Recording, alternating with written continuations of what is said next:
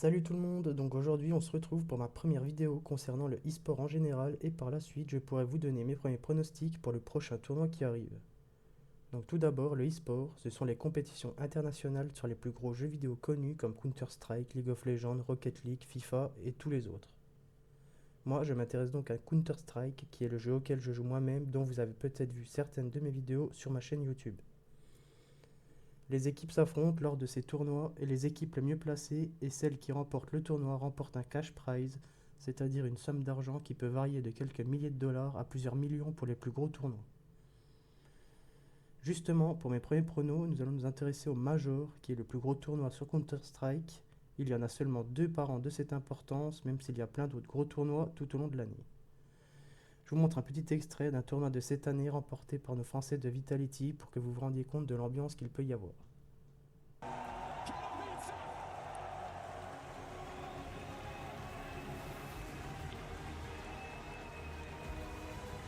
They're full of life! To the victor! Go the spoils of the Spodek! Vitality!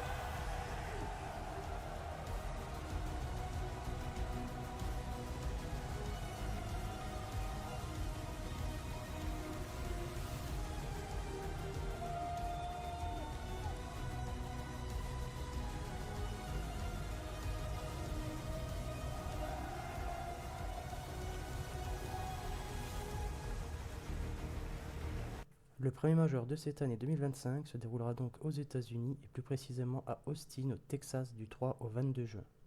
Ce tournoi se découpe en 3 phases distinctes. La troisième phase, que l'on peut appeler les phases finales, se joueront du 12 au 22 juin. Elle sera composée des 8 meilleures équipes du monde et seront rejointes par 8 autres équipes qui auront réussi à se qualifier à l'issue de la phase 2. La phase 2, justement, se déroulera du 7 au 10 juin et sera composée des 8 équipes qui arrivent juste après les 8 meilleures équipes du monde au classement mondial et seront rejointes par les 8 équipes qui auront réussi à se qualifier à l'issue de la phase 1. Et la phase 1 donc se déroulera du 3 au 6 juin et sera composée de 16 équipes qui vont de la 13e à la 88e place mondiale et qui ont dû passer par d'autres tournois et d'autres phases de qualification par région du monde pour pouvoir se qualifier à ce major. Pour vous donner un petit ordre d'idée, l'équipe qui remportera ce tournoi empochera 500 000 $, l'équipe arrive en deuxième 170 000 $, les troisième et quatrième 80 000 $, ceux de la cinquième à la huitième place gagneront 45 000 $ et enfin, les équipes de la neuvième à la 16e place empocheront 20 000 $, ce qui fait un total de 1 250 000 $.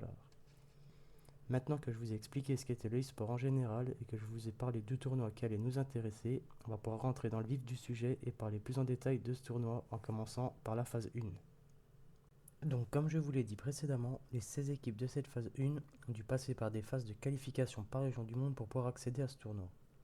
Les organisateurs du tournoi avaient au préalable réparti les places disponibles de la façon suivante. 6 places pour l'Europe, 3 pour l'Amérique du Nord, 3 pour l'Amérique du Sud, 2 pour la Chine, 1 pour l'Asie et 1 pour l'Océanie. Les 6 équipes européennes qui se sont qualifiées sont donc Heroic, Bedboom, Nemiga, OG, B8 et Metisport. Les 3 équipes nord-américaines qui se sont qualifiées sont Complexity, Wildcard et Energy. Les 3 équipes sud-américaines qui se sont qualifiées sont Imperial, Fluxo et Bestia. Les 2 équipes chinoises qui se sont qualifiées sont Tailu et Linvision. L'équipe d'Asie qui s'est qualifiée est Chingis Warriors. Et enfin, l'équipe d'Océanie qui s'est qualifiée est FlyQuest. Maintenant, on va pouvoir parler un peu plus en détail de ces 16 équipes. Il y aura tout d'abord les Nord-Américains de Complexity composés de 3 Américains, un Sud-Africain et un Norvégien. Il y aura Heroic, équipe européenne composée de 2 Suédois, un Turc, un Espagnol et un Biélorusse.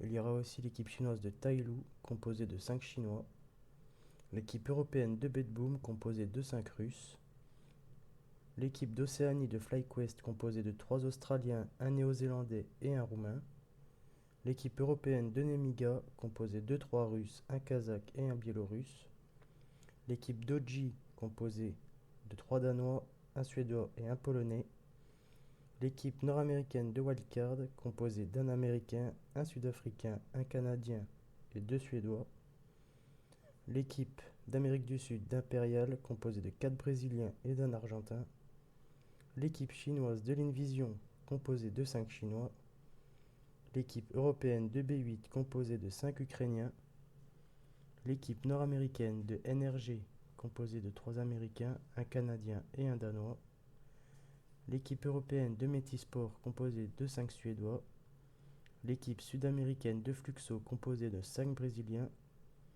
l'équipe asiate de Shingis Warriors composée de 5 Mongols, et enfin l'équipe sud-américaine de Bestia composée de 3 Argentins, un Brésilien et un Uruguayen. Pour ce qui est du déroulement de cette phase 1, il y aura 8 matchs pour commencer. Ensuite, il y aura 4 matchs entre les 8 équipes qui ont gagné leur premier match et donc 4 matchs entre les 8 équipes qui ont perdu leur premier match.